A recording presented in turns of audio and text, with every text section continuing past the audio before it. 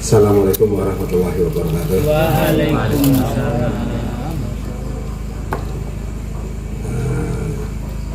Yang saya hormati Pak Ketua Umum Paguyuban Patra Ganesha, yang saya hormati dan saya muliakan Pak Yai Ijoko Anom Pondojoyo, dan saya hormati dan saya banggakan dari Patra Ganesha dan serta ustadz-ustadz dari Partai Pangan Gedung Pengilan. Pertama-tama, marilah kita panjatkan puji syukur kehadirat Allah Subhanahu wa Ta'ala, di mana kesempatan malam ini Jumat Manisan kita bisa bersilaturahim di padepokan yang sangat luar biasa ini. Sholawat serta salam tak hentinya marilah kita uluk, kita panjatkan kehadirat Nabiullah Agung Kanjeng Rasul Sayyidina Muhammad Sallallahu Alaihi Wasallam. Nah, mudah-mudahan kelak kita semua mendapatkan syafaat dalam dunia maupun akhirat, amin. Baleni kalau baleni.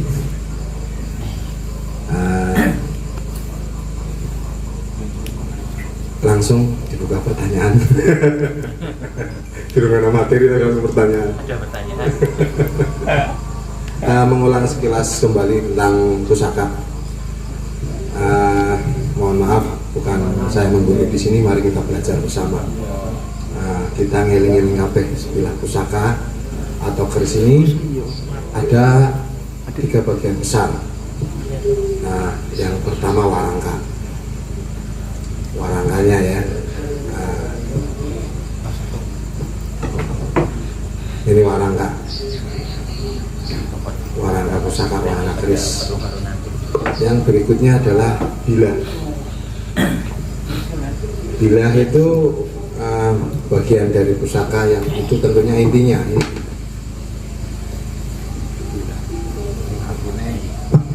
Bilah atau wilah, kariling harabe berarti karena Allah.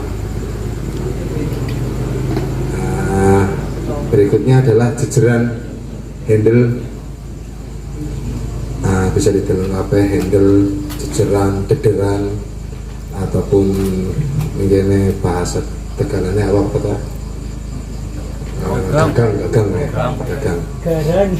Garan ya. Dalam warangka sendiri ada beberapa bagian pula. Ini yang disebut pelokan. Yang atas ini pelokan. Yang berikutnya hiasan yang menempel di sini namanya pendok. Pendoknya ana sing blewah, ana sing slorok, ana sing bunton, ana sing pendok Cirebonan, bermacam-macam nama pendok atau hiasan di warangka. Ini namanya pendok. Berikutnya untuk pelokan sendiri itu ada pelokan yang lazim itu, pelokan model ataupun gaya ataupun gagrak, pelokan Yogyakartanan dan Solonan. Berikutnya ana sing jenenge ladrang. Yang rangka pelokan seperti ini namanya ladrang. Ladrang sendiri macamnya dan ragamnya itu lumayan banyak. Ana ladrang kagok, ladrang capu, ana ladrang pirang-pirang. Kok bisa dikupas berikutnya ataupun bisa dibuka yang buku Kariwisana Karisolih, model-model gagrag lagrang ataupun gayaman. Berikutnya bila. Dalam bilah ini ada 3 bagian besar bilah. Yang pertama sorsoran, itu paling bawah ataupun paling di sekitar 15 cm di sekitar bawah sini. Ini namanya sorsoran. Kemudian ada perut bilah, tengahan antara di atas sorsoran sampai tengah. Yang berikutnya adalah kucukan atau panetes.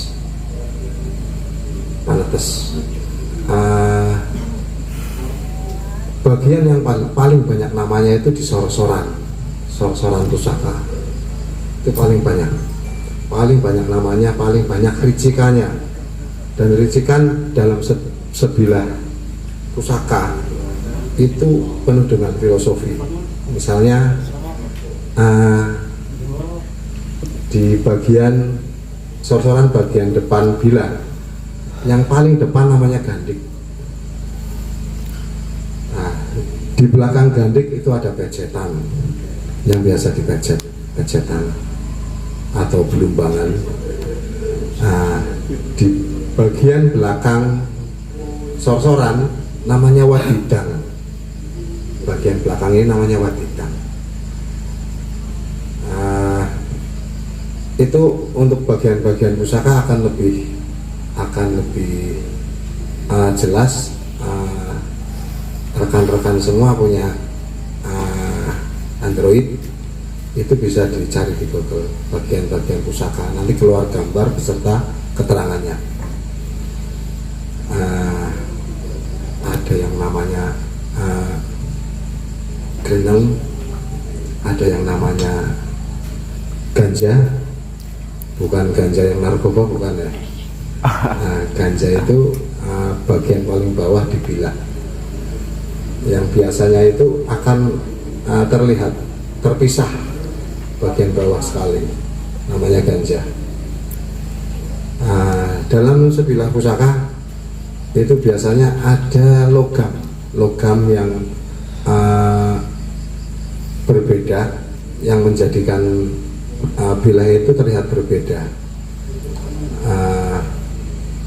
Ada selorok ataupun baja bagian tepi bilah, terus ada yang nanti yang warnanya lebih cerah, itu biasa dinamakan pamor. Kemudian warna yang hitam itu biasa dinamakan besi. Itu merupakan unsur-unsur ataupun logam pembentuk sebuah bilah pusaka. Pan cerita baik. Yen Mbah dewek, bahkan Mbah Putra, Mbah Putri ya, yang dulunya itu membuat pusaka namanya empu. Empu itu bisa jaler, bisa kakung. Ketika kakung itu udah fenomenal sekali, dan yang jaler pun ada, yang putri pun ada, nyimbok sombro. Dalam pembikinan sebilah pusaka, beliau itu mendahulukan sebuah ritual ataupun pembentukan suatu harapan dan doa di tonggon isin. Pada baik wong tua saiki ketika panggari rumah ini pertama ya milih dina, terus sedurunge duduk-duduk buka kaki pasti doa. Itu tidak jauh berbeda terhadap beliau ketika pembikinan pusaka. Bahkan menurut salah satu buku yang pernah saya baca, literasi yang saya baca itu, ketika membuat sebilah keris, untuk keris biasa itu pusaka yang biasa itu ritualnya sampai 30 hari, 30 sampai 40 hari. Dan untuk pusaka yang istimewa dan sangat luar biasa dikhususkan 90 sampai 99 hari. itu luar biasanya leluhur kita di rewang orang mangan orang turu sampai bahan yang untuk pamor yang dari meteor itu ceblok tidak jauh dari beliau semedi ataupun tapa ataupun memohon doa. Jadi luar biasa nepor mbah-mbah dari beliau, dan sangat-sangat ironis sekali ketika kita tidak bisa mengambil hikmah ataupun memetik pelajaran dari tinggalan ataupun dari karya-karya beliau itu. Mudah-mudahan nang majelis kiye sinau bareng pusaka, sinau bareng baptosan aji, bisa menumbuhkan rasa cinta terhadap budaya, khususnya ning baptosan aji, ning bab pusaka, ya keris, ya tombak, ya pedang, juru pusaka kalian. Mungkin pembuka dari saya cukup sekian dulu ya. Nanti disambung dengan guru kita, ketua kita yang mulia yang saya hormati, Pak Ketua, Pak Teguh. Waktu dan tempat dipersilakan. Matur suwun.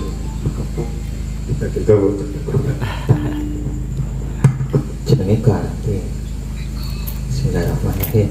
Assalamualaikum warahmatullahi wabarakatuh. Waalaikumsalam warahmatullahi wabarakatuh. Terhormat Bapak Yai Pembina Kedudukan Taupangu Keduk Pengilon, dan teman-teman dari Patra Ganesha. Wis pada hafal kabeh durung kuwon jenenge. Hafal ya? Jenenge nyong dul kepuk. Dulela kepuk ibu ae. Nggih. Ini Mas Budi Susanto, kebetulan pembina dari Patra Ganesha. Kemudian ada Bang Gojin. Padahal ya anggota kamu ya akeh sing milu anggota ya. Iya kan nama Mas Bilal, Mas Abdul deh. Pak Ketua, Ya. sebut nama lo sopa. Eri, ada sebut nanti. Nyong tadi ngora dia kepanggil, ya. Balik balik. Balik karo ora dia. Ya Mas Untung ya. Mas Untung. Dan ada Mbah Waluyo atau Mbah Lim atau Mbah Wal atau Bang Jack akan ngomong. Oke, melanjutkan dari Mas Budi, Mbah Budi, pantas Mbah Budi. Pada malam hari ini, coba kita akan saya menyampaikan berkaitan dengan salah satu dapur. Kalau kita ingat sebelumnya pernah membabat dapur brojol, brojol, kemudian Jumat Legi kemarin tilam sari, tilam uping. Nah, pada kali ini akan membahas Kolowijan. Anak kedok langsung nyebut langsung orang Kolowijan. Sing oleh jalak sangu tumpeng. Sangu tumpeng. Pernah waktu bahas brojol kita sebutkan konon Sunan Kalijogo menyampaikan bahwa ada 4 pusaka yang biasanya di salah satunya paling tidak itu dimiliki masyarakat di kita di Nusantara. Di antaranya dari 4 itu adalah brojol, tilam sari, tilam uping, dan jalak sangu tumpeng. Nah, kan karena kemarin sudah kita bahas yang ketiga, ini kita bahas yang keempatnya yaitu jalak sangu tumpeng. Kalau dari sisi bilah itu yang saya serahkan bukan serahkan ya, tak pinjamkan ya.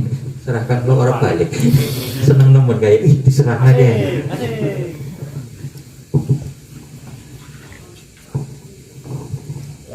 Tadi saya ada yang ke belakang itu ada yang jalak sangu tumpeng. Oh ini ya?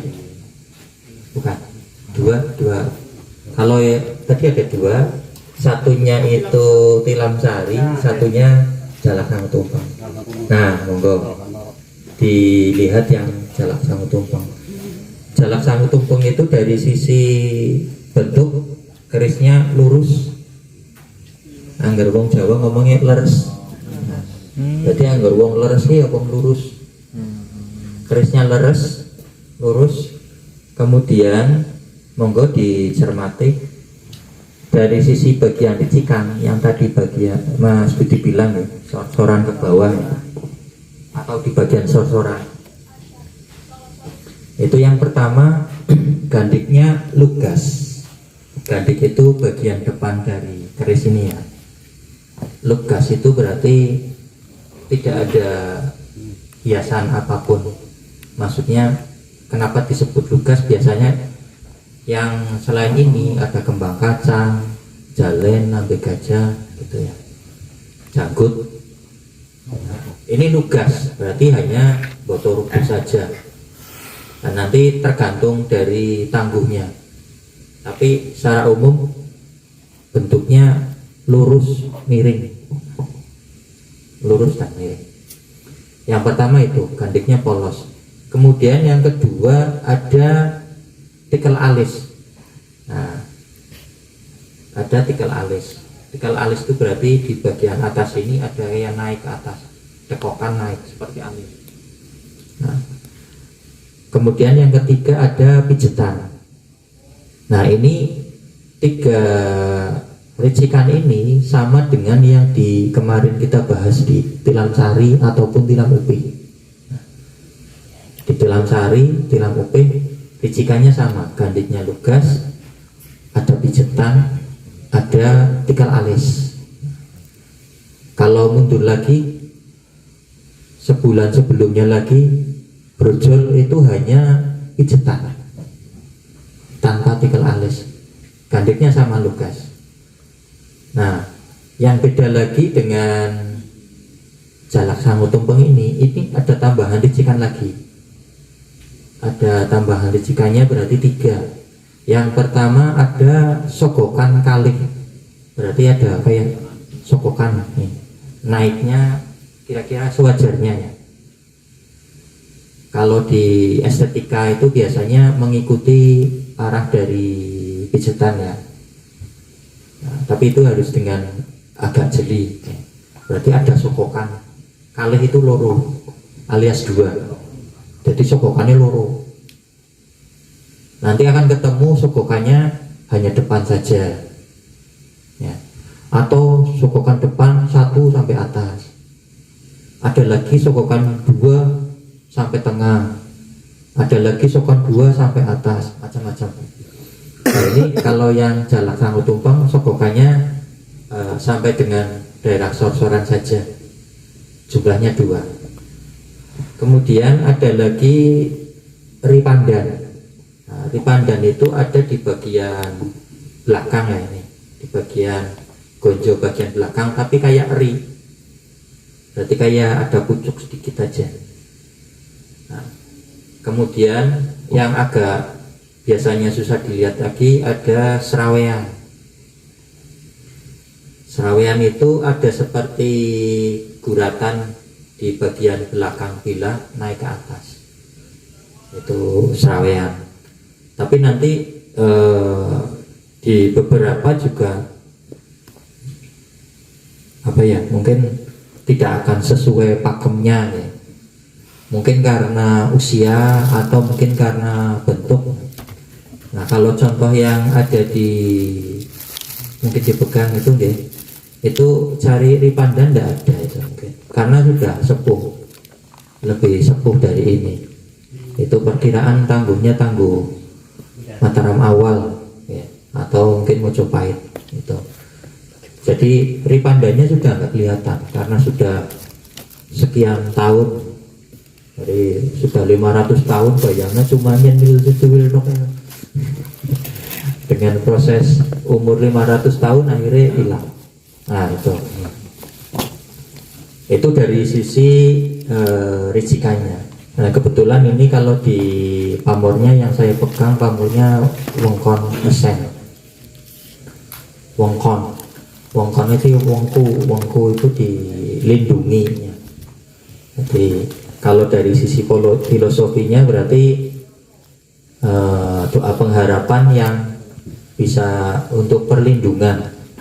Isen itu berarti ya kerejekian. Jadi selain kita mendapat perlindungan dari mungkin bahaya atau hal-hal yang tidak baik, nah, karena ada ini pamor isen ya, berarti ada kerejekian.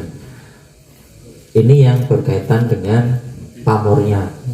Jadi yang monggo barangkali mau diputer ini, wis diomongna berarti kok tinggal diamati. Nah, monggo diamati. Di situ ada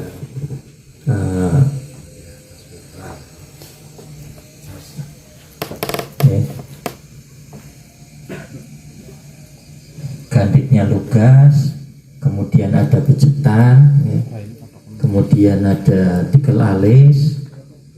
Nah, di deleng di mekor oh iya tikel alis, oke pijetan, oke sokokan. Nah, nanti ada kayak tonjolan kecil itu namanya ripandan. Biasanya sangat jarang kita bisa nemui kondisi yang utuh ya. Kecuali memang masih cari yang tuh tengah lorok. nah itu sokokan ya. Terus ada pijetan. Nama lain pijetan itu belumbangan, makanya bentuknya kayak belumbang kotak gitu ya. Di tangguh-tangguh tertentu itu bentuknya sangat apa ya, bagus sekali belumbangan. Ini harus kemring, ngekering kan. Nanti bisa diamati ada istilahnya tadi ripandan kecil sekali itu di bagian gonjo yang belakang itu kayak ada nyemil gitu. Nah, monggo diamati. Kemudian yang mungkin agak susah dilihat, di situ ada serawean ya, kayak guratan tegok di bagian belakang naik ke atas. Itu jalak sanggu tumeng itu. Kalau diamati lagi monggo itu nanti aja. Kalau di bagian pamor ada seolah garis putih keliling dari kerisnya, dari bilahnya. Nah kemudian di dalamnya ada kayak pamor. Nah itu istilahnya pamor Wongkon isen. Nah, gitu. Nah monggo nanti yang bagian belakang sabar ya. Kalau enggak ya tadi kan ada yang tadi sudah itu diamati. Monggo sokokan seperti apa, tikel alis seperti apa, monggo aja ditutupi mana keris diubeng-ubeng biar sama melihat masing-masing. Nah, biar bisa melihat yang disebut sokokan seperti apa, pijetan seperti apa gitu. Kemudian gantik lugas seperti apa gitu. Itu. Nah kemudian dari sisi doa pengharapan dari dapur ya. Doa pengharapan dari dapur Jalaksong Tumpeng itu apa? Kalau dari sisi nama ada dua kata ya, jalak dan telu ya, jalak terus sangu terus tumpeng. Nah, berarti ada subjek objek. Apa yang lengkap nomor pelajaran apa? Subjeknya jalak, predikatnya itu sangu, objeknya tumpeng. Ya Bang Bocin bingung man gue kayak pelajaran kejar kan. Ya. jalak sangu tumpeng. Nah, kalau di Pakerisan memang kita banyak menemui nama dapur yang bernama jalak, kemudian maiso. Nah, jalak kan cukup banyak. Nah, karena memang di Nusantara kita itu bahwa jalak itu termasuk binatang atau burung yang sangat dekat dengan kehidupan kita sehari-hari. Nah, langsung ditulis itu sehari-hari. Kemudian sangu tumpeng. Nah, gawa tumpeng. Nah, kita tahu tumpeng itu tidak hanya seperti ini ya. Ini bukan tumpeng. Nah, ini kaca. Sebelahnya Nogosari. Nah, artinya kalau bentuknya seperti ini, kemudian jalak sangu kacang, nah, beda lagi nanti. Dapurnya beda maning Mbak Doyo ya. Jalak sangu. Nah, ini jalak sangu tumpeng. Karena tumpeng itu kalau kita lihat, nah, karena tidak ada kita bayangkan ya. Tumpeng itu berarti ada bentukan nasi seperti menggunung ya. Nah, kemudian biasanya nanti di atasnya ada tutup pakai daun. Biasanya di atasnya lagi ada bawang sama cengis, lombok ya. Tuh. Nah, kemudian nanti di bawahnya itu macam-macam. Biasanya ada ingkung, ya. Jengkol. Nah, terus kanan dok ana sing merem, ana sing melek, ana sing sipit. Tergantung. Tapi biasanya ndok kayak sing coklat itu jenenge apa? Rendang. Pindang. Biasanya dipindang gitu. Kemudian ada apa lagi? Gesek. Tempe ireng. Tempe ireng kan dhuwur lho, nang nggo tuwel. Tempe ireng sambel ijo. Kowe daerah tuwel akeh kowe. Ya wong tuwel. Promosi Ulinda. Ya wong tuwel. Terus anak bangsane korek tempe apa ini. Jadi lengkap. Anak lalaban. Terus nggon kamar dewekan kuwi jenenge wong nekat. Arep pisan ngepet. Lah gawe tumpeng mangan dewekan ya Cakep, iya. Jadi aneh. Tapi karena ya memang karena adatnya kita ketika bicaranya tumpeng itu biasanya makanya bersama-sama, didahului dengan berdoa bareng, mungkin dalam acara syukuran atau apa. Nah, ini maksud dari tumpeng itu berapa, bahwa doa pengharapan kita ya kita bisa hidup bersama dalam sebuah komunitas dengan rukun, baik, seperti itu ya. Kalau bicara tumpeng sendiri filosofinya banyak sekali. Ini yang mungkin kalau ada ya malah yang bisa bahas tumpengnya ya. Nah, kan kayak tumpeng berarti apa itu mindake kudu lempeng ya. Jarene yang nggak salah aku di Jawa Mas Budi. Oke.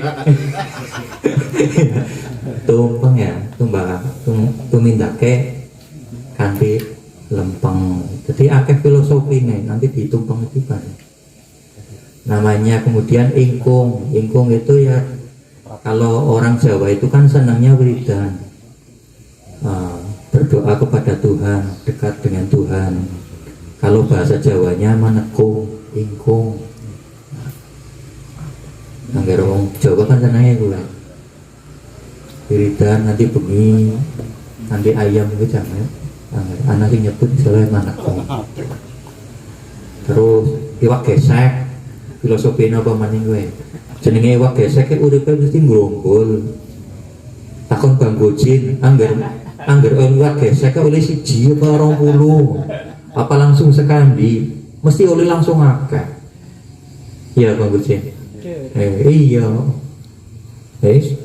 oleh iwak gesek langsung srek reokan apa karena memang iwak gesek itu senangnya kumpul berkomunitas.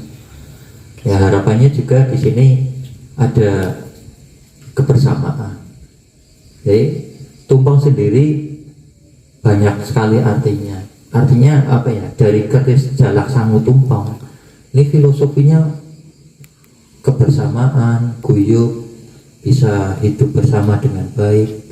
Nah harapannya orang yang megang keris ini ya bisa ngerangkul mewujudkan itu, urip bareng dalam komunitas yang baik, bisa kasembadan, manekung, bisa dekat dengan Tuhan, seperti itu. Nah itu filosofinya. Nanti kalau filosofinya biar apa ya aja yang lebih detailkan lagi ya. Tapi filosofi dari keris jalak sangu tumpeng itu sendiri seperti itu, bahwa yang merawat pusaka itu nanti dia bisa menjadi apa ya? Ya ini yang agak khas dari yang saya rasakan dari 4 pusaka ini. Sifat kepemimpinan itu muncul di jalak sangu tumpeng ini. Makanya biasanya si nyekel jalak tumpeng itu iya, jadi resiko. Tapi artinya ini, ketika jenengan deleng, kan ke muter ke, anggar jenengan deleng keris jalak sangu tumpeng terus seneng. Bismillah mau jenengan ya jadi ketua apa? Minimal ketua rumah tangga, bojo. Nah, jadi anggus bojo ya paling orang duwe jalak sangu tumpeng. Promosi. Ya. Jadi itu filosofinya. Contoh yang lain, kalau kopek, Kanjeng Kiai Ageng kopek. Jadi khusus kalau pusaka dari keraton itu namanya Kanjeng Kiai Ageng. Terus baru namanya. Kalau pusaka-pusaka kita sendiri ya mungkin hanya Kiai apa atau Kanjeng Kiai apa. Tidak ada agengnya. Nah, Kanjeng Kiai Ageng kopek itu dapurnya gitu jalak sangu tumpeng. Ya, bayangkan keraton yang memiliki sedemikian banyak masyarakat, boleh dikatakan dulu ya menjadi wilayah kerajaan. Nah, itu pun pusakanya yang dimiliki oleh raja adalah jalak sangu tumpeng. Artinya sifat kepemimpinan ini tadi boleh level yang paling rendah boleh atau paling yang tinggi sekalipun. Yang penting adalah bahwa kita meniatkan merawat itu ya bagaimana kita bisa bahasanya mimpin dengan baik seperti itu. Agar orang jadi mimpin ya jadi manajer ya. Macam-macam bisa terserah jenengnya apa. Tapi ya nah, nanti monggo ini silakan ditantang. Angger jenengan kayonge seneng ya bismillah. Oh jenengan jadi pemimpin. Nah, Iya, ya, ya Om. Assalamualaikum Sindan. Kalau Asmane Husain. Mas Husain ya. Nah, silakan dulu. Kalau badhe tanglet. Kalau sering sumerap ngadai keris. Nah, kok di sana ya sing arane keris ke warnane kadang ora kadang dia mesti butek kok ya. Orang nginjlong kayak gitu loh. Tuli yang pucuke ke ora landep kayak gobet kayak gobet. Ya be bisa nek keris kayak kowe kepimen apa dasare sing sejare mbiyen diciptakna kayak kowe apa kepimen kayak ngono lho. Matur suwun. Berarti wujud dari keris kuwi katone kusem katone. Iya. Budak katone itu ya. Apa keris pancen kudu kayak kowe apa kepimen? Iya. Monggo. Dua pertanyaan lagi. Mas Putra silakan aja sini mantap. Terima kasih. Memang itu keris dari tua sepuh harane ya. sepuh Ah, dan iya, iya. tidaknya. Ya masuk. Kayak gitu. Terima kasih. Nah, Mas Hakim matur suwun ya. Cara mengetahui pusaka itu sepuh atau tidak berdasarkan fisik ya. Fisik. Oke. Satu lagi, monggo silakan. Ustaz Masud, monggo. Safar. Mas Jafar ya. Monggo. Cara bedek nenek Krisna nang Ramadan iku pripun? Iya. Ya, matur suwun ya, Mas Jafar. Yang pertama gue Mas Husen ya, Mas Husen ya.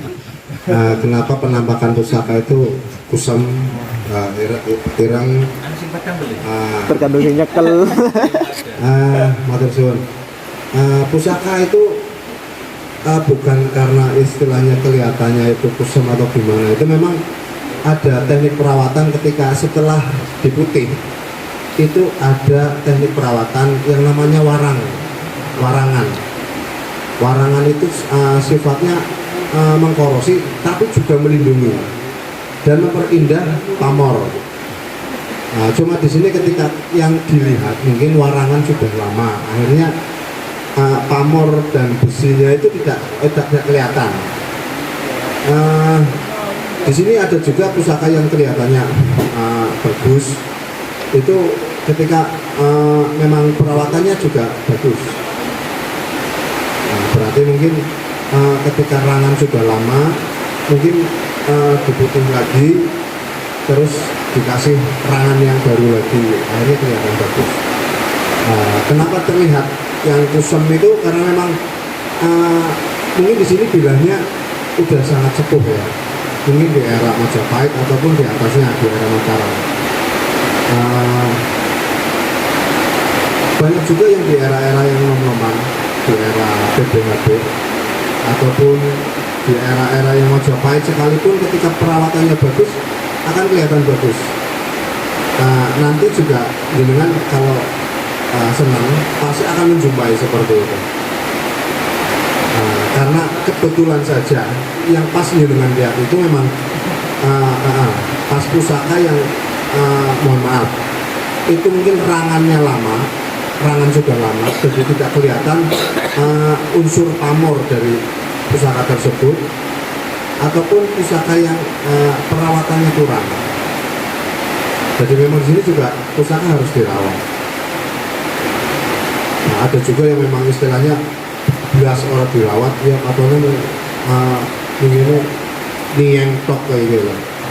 Banyak yang seperti itu yang ketemu di lokasi seperti itu memang itu. Coba biar nanti megang yang jalak sang tumpeng yang satunya lagi, coba dipegangkan ke Mas apa? Kusen. Kusen. Nah, kayaknya kusem ora ya? Itu termasuk kusem enggak? Oh, itu Kusem itu ya. Ya kayak mislo ngapain? Itu mencorong. Corong ya. Ya, Ora kusem ora. Ora. Oh berarti yang mencorong itu kusem. ya memang itu kan salah satu perawatan ya, perawatan dari pusaka tersebut. Nah, jenengan akan bisa melihat lebih indah lagi itu ketika pusaka-pusaka yang di era nom-noman, di era-era PBHB ataupun di era nom-noman yang kamardikan.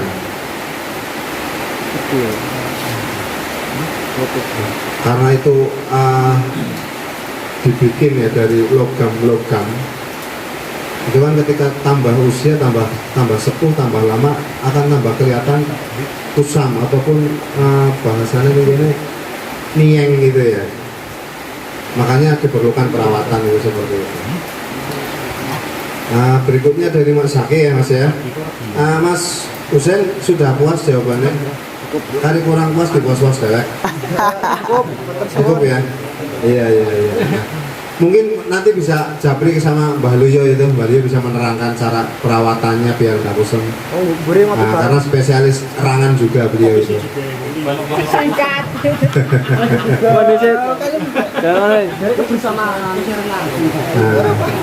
Berikutnya dari Mas Zaki ya. Untuk membedakan pusaka sepuh ataupun pusaka baru. Ini memang perlu waktu ya, perlu jam terbang ataupun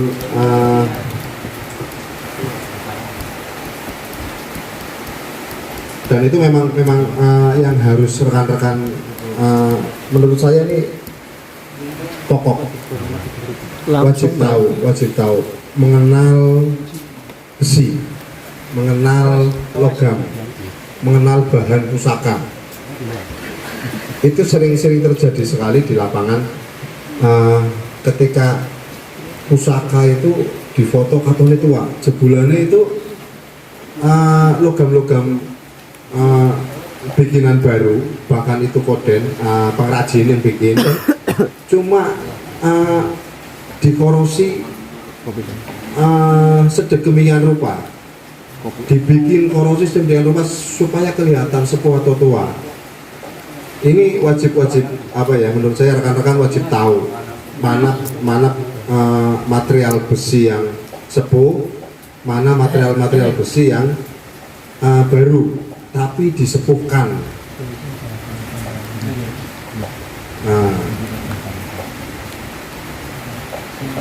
Jadi rekan-rekan harus jeli ya, harus jeli-jeli di lapangan ketika melihat sebilah pusaka itu memang besi sepuh, material sepuh, ataupun material baru yang disepuhkan, atau material sepuh yang didaur ulang menjadi sepuh lagi. Ada juga yang seperti itu. Banyak sekali ditemui di lapangan. Makanya saya tidak anjurkan rekan-rekan ini memiliki pusaka beli di online, tidak dianjurkan. Tidak saya anjurkan rekan-rekan memiliki pusaka beli di online. Karena banyak sekali yang terjebak dengan harga murah, nanti pusakanya sebulannya butuh pusaka. Ya, itu plat ataupun logam-logam yang lain yang memang korosinya sengaja dikondisikan sedemikian rupa menjadi kelihatan korosi sehingga menjadi bilah yang kelihatan sepuh, padahal itu bikinan baru. Ditambah ulang ya, ibaratnya Dilaras kembali. Apakah itu berpengaruh atau tidak terhadap isian yang ada di keris itu sendiri? Terima kasih. Tergantung tujuan dari si penglaras tersebut. Mohon maaf, banyak sekali orang yang ibaratnya di sini memperbaharui pusaka karena sosial ekonomi, maksudnya untuk menaikkan harga. Itu menurut saya tidak bagus, tidak pas. Tapi kalau hanya untuk memperbaiki, untuk disimpan sendiri, dan ketika ada yang mau memahami dengan ngomong, mas ke pesini serumbungan, mas ke ganjanin segantinan, itu tidak masalah. Karena kan kebanyakan orang tidak ngomong itu, ya kan? Nah, jadi tergantung niatnya juga tadi. Ada lagi? Kalau lihat filosofi dalam sebilah keris sendiri, itu enggak, ini tujuannya dengan keris pusaka lanang dan wadon, maksudnya yang dipegang lanang atau dipegang wadon, ataupun pusaka tersebut ke lanang ke wadon ya.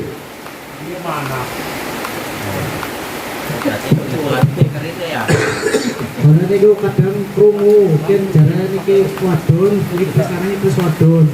Ibu kok terteke penjelasan ke matematik. Iya. Nah, matur suwun. Kita kembalikan ke fitrahnya pusaka ya. Dalam sebilah pusaka sendiri itu memang bagian dari pusaka tersebut itu ada yang namanya ganja.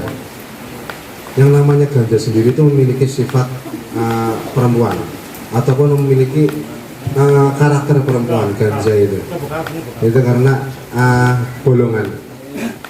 Nah, sedangkan yang masuk di ganja atau pesi atau pegangan, itu bolong. Ganja pasti bolong, karena ada besi yang masuk ke ganja, namanya pesi.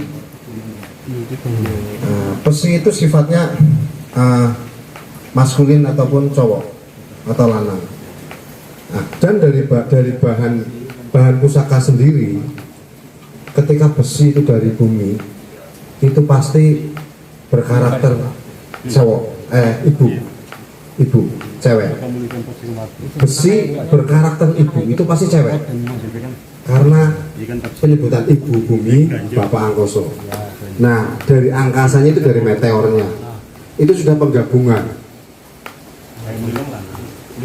Ya, ketika ibaratnya seperti ini, jenengan itu hanya penyebutan saja menurut saya. Ketika jenengan tahu ataupun mendengar ke lanang ke wadon, itu hanya pasangan saja menurut saya.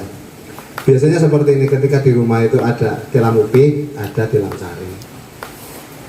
Nah, tilam upihnya cowok, tilam sarinya wadon. Itu jangan ditafsirin dengan sendiri itu lanang wadon, bukan, jangan. Walaupun ibaratnya itu terserah, tapi itu akan membawa opini terhadap orang yang tidak tahu pusaka, akan menjadikan suatu mindset bahwa pusaka itu lanang wadon. Padahal dalam pusaka sendiri udah lanang wadon, dari bahannya sendiri udah lanang wadon, dari besi. Mungkin gini Mas Budi, Silakan. kan ada keris yang tanya saya malah kok. Keris yang dibawa cewek. Ada yang dibawa cewek. Oh, patron ya. Barangkali itu salah satu sisi lain dari pertanyaan, kan berarti ke kerisnya lanang apa wadon, tapi malah dibalik. Ke anak keris yang digawa Wong wadon. wong wadon. Nah, tapi men. Ya. Kalau pusaka yang dibawa wadon, karena perempuan itu sejatinya pemalu. Jadi tidak seperti cowok harus menunjukkan diri ya. Itu biasanya pusakanya patrem. Patrem itu kurang dari 20 ataupun panjangnya itu kurang dari 20. Pendek. Ataupun kurang dari 25 itu juga bisa disebut patrem. Keris-keris pendek itu patrem namanya. Yang hanya buat singkep. Ataupun ada lagi yang keris agak kecil lagi jimatan, biasanya dijadikan tusuk konde. Ada juga yang seperti itu. Ada yang dijadikan singkep, itu patrem. Biasanya ditaruh di penting selap. Tusuk konde itu termasuk keris berarti. Tusuk konde ketika wesi aji itu kan bisa juga. Tusuk konde ketika dibikin dari wesi aji dan itu pembikinannya sesuai tempat lipat bisa. Dan itu bentuknya keris juga kecil bisa. Itu yang biasanya 10 cm ataupun kurang lebih 10 cm 12 cm. Kan ada keris-keris kecil yang gelancir dulu, yang rangkanya juga terbuat dari kulit penyu. Itu biasanya digunakan untuk tusuk konde. Mas Jafar sudah ada bayangan? Wis ya. Matur suwun. Barangkali ada pertanyaan, silakan. Pertanyaan tambahan.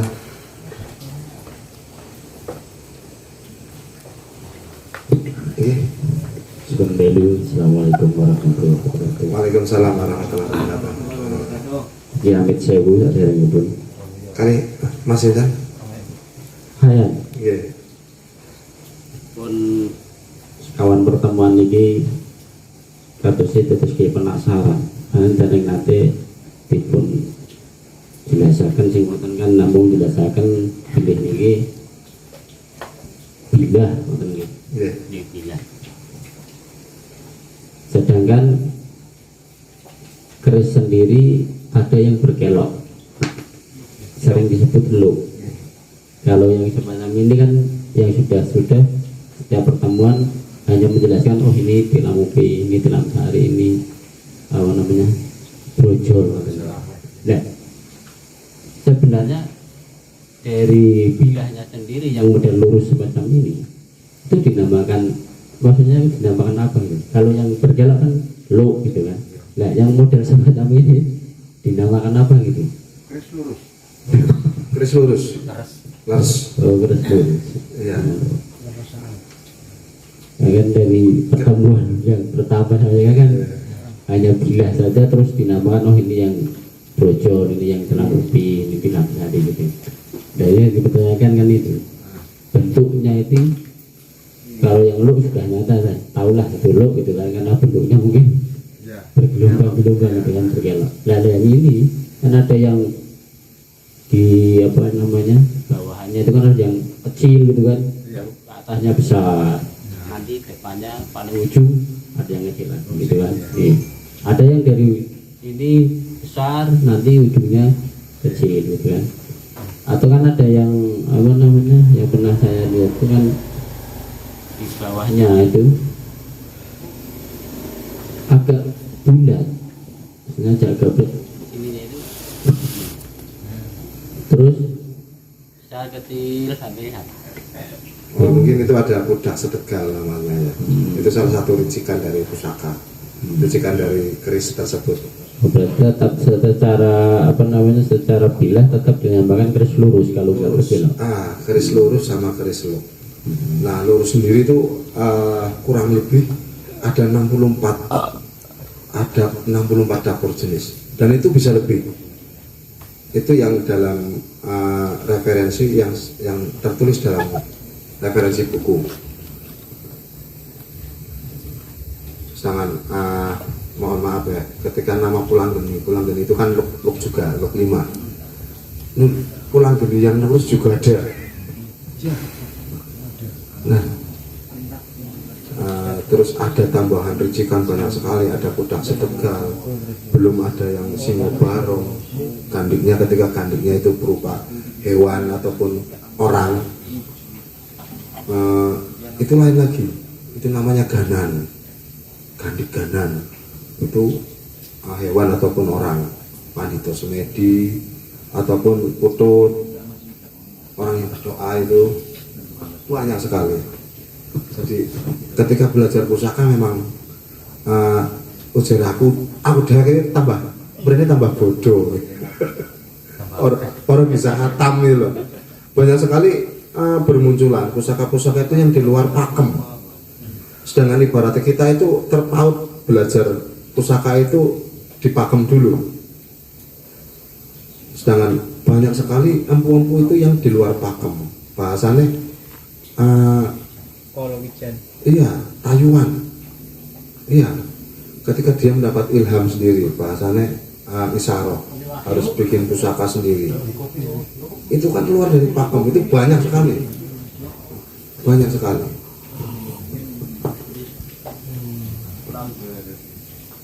Ada yang beda lagi di selain keris lurus dan keris luk.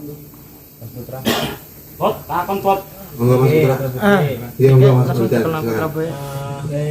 Napa dapur nggih. Niku wau enten dapur jalak sangu tumpeng jalak terus dapuran Tilam Sari. Niku dapuran-dapuran sing kados niku napa garapane tiyang setunggal napa empulintune nggih saged nggarap model dapuran kados niku ngoten. Matur suwun. Nah, untuk dapur itu kan bahasanya rancang bangun, prototipe rancang bangun, yang semua empu itu silahkan membuat, bisa membuat.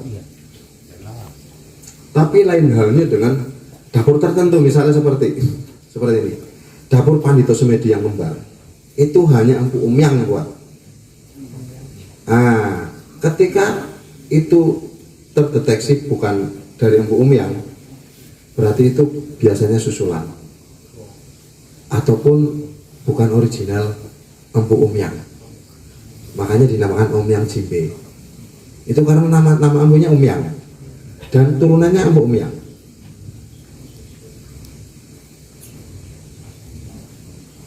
Jadi untuk empu dari tangguh manapun bisa membuat pusaka dengan berdapur, misalnya sama Bojong, Tilam Sari, Tilam Upi, sama bisa.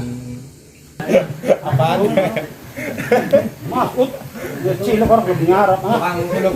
Ngarep pisan. Gimana ngarep meja? Ajeng gleleng ngadeg. Ki anduke sapa to? Assalamualaikum warahmatullahi wabarakatuh. Waalaikumsalam warahmatullahi wabarakatuh. Sewu. Iki kula pindah ajeng anggap ya mungkin ada kaitannya dengan masalah. Saya kenalkan, nama saya Kang Masud Abdullah dari Kebumen. Gonggong. Petanahan. Oh, petanahan. Komsul. Nah, yang mau saya tanyakan adalah dari berbagai macam bentuk keris ya mungkin dari puluhan sampai ratusan bahkan ribuan. Yang ingin saya tanyakan yaitu siapa yang pertama kali mencetuskan adanya keris itu? Iya, iya. Apa pendidik? Iya, iya, iya. Ya sekedar pengen ngertos mawon. Iya, iya. Ya mungkin saking kula ngomong niku. Assalamualaikum warahmatullahi wabarakatuh. Waalaikumsalam warahmatullahi wabarakatuh. Pertanyaannya gampang-gampang angel ya. Gampang ya, digampangnya ya jawabannya gampang. Kari dianggap gampang, angel ya angel. Pertama untuk sebilah keris dulu itu sebelum dijadikan pergeseran makna ataupun pergeseran pengharapan dalam sebilah pusaka itu dulu memang digunakan untuk senjata tikar. Awalnya itu senjata tikar, pusaka itu keris. Mungkin setelah beberapa periode berikutnya itu memang tidak harus dijadikan senjata tikar, tapi hanya sebagai simbolisasi saja. Ketika pusaka itu adalah perwujudan simbolisasi harapan dan doa. Jadi dulu mungkin sekitar di era Singosari itu memang sudah dibikin keris, karena ada di era Singosari. Bahkan sebelum era Singosari itu, di era Buddha itu sudah keluar produk jalak Buddha. Jalak Buddha itu sudah. Dan menurut saya pusaka pertama dibikin itu ketika manusia menggunakan logam sebagai alat, sebagai media untuk membantu kegiatan sehari-hari.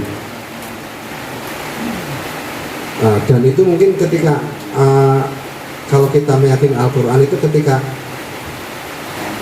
kejayaannya Nabi Daud, betul salah. Ketika logam digunakan itu.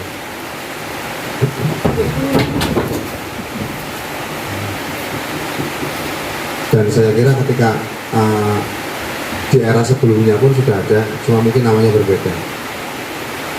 Dan keris sendiri fenomenal dengan nama keris ya ketika itu di era Singosari ataupun yang mendekati era Singosari tersebut. Ketika sebelumnya mungkin banyak sekali penamaan itu, cuma bukan namanya keris. Itu bisa dilihat di situs-situs candi yang sudah ada relief gambar pusaka keris, dan itu masih sederhana. Mungkin di Candi Borobudur itu bisa kelihatan seperti jalak Buddha ataupun sepang ataupun pusaka yang masih lurus, katga.